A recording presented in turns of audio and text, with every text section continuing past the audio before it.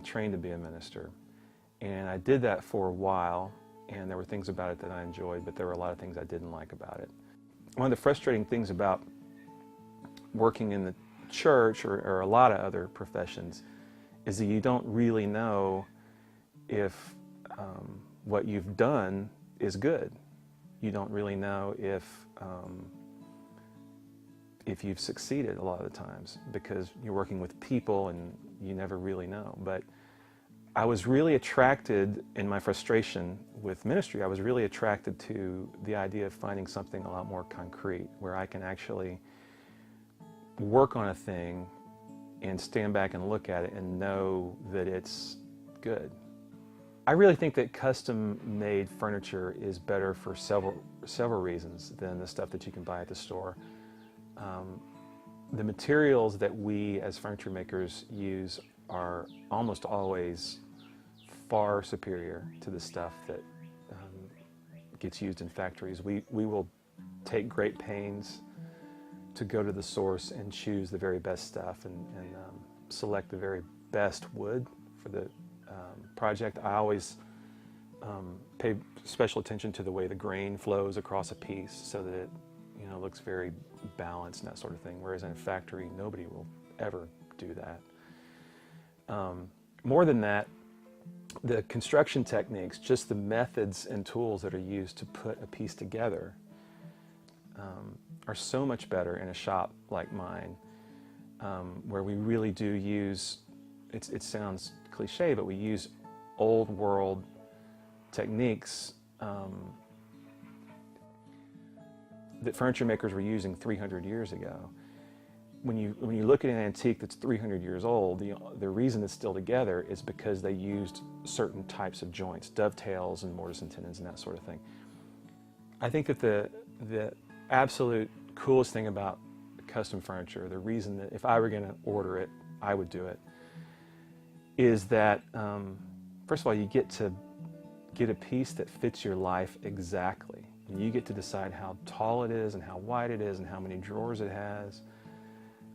You can fit a piece, you can create a piece of furniture with a custom furniture maker that can exactly hold whatever object you have, a teapot or something like that.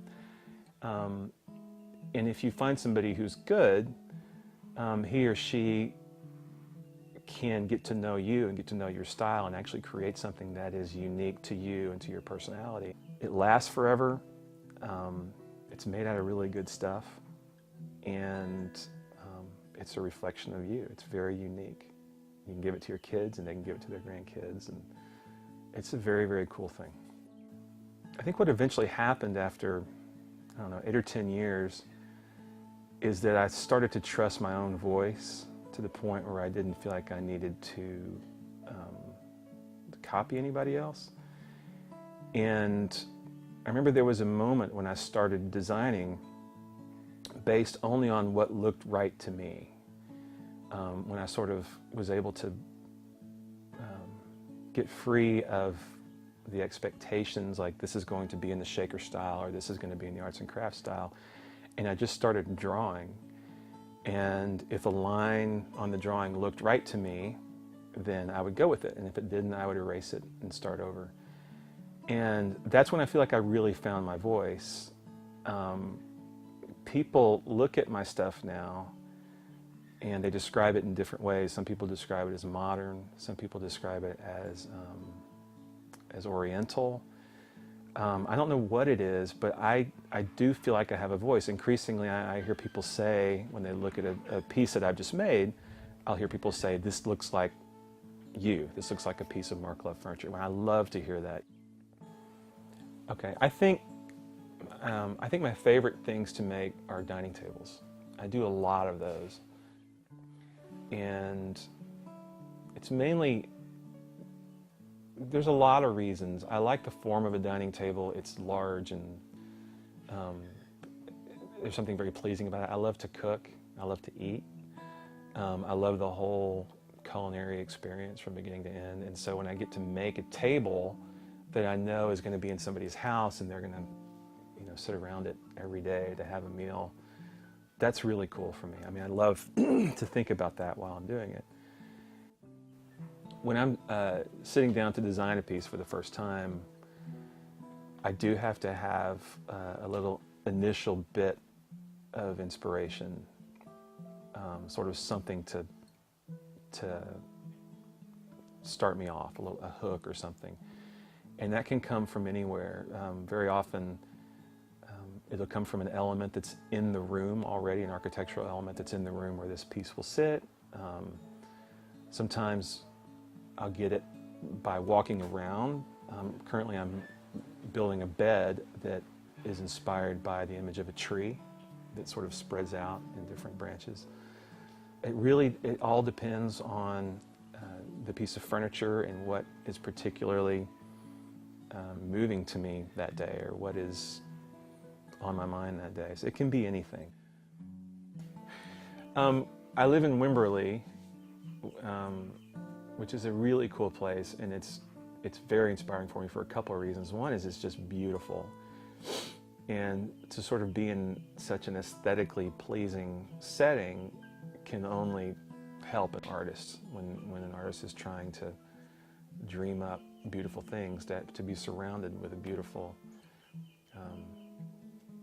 setting is very helpful. It clears the mind and it inspires me.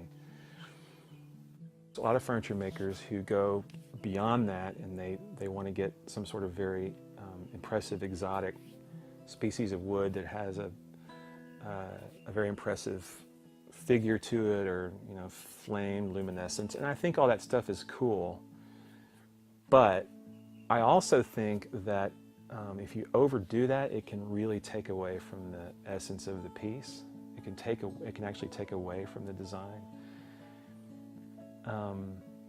It can call attention to itself a little bit too much, and so I actually tend to tone it down a lot when I'm making a piece of furniture. It goes along with the idea of simplicity and peacefulness.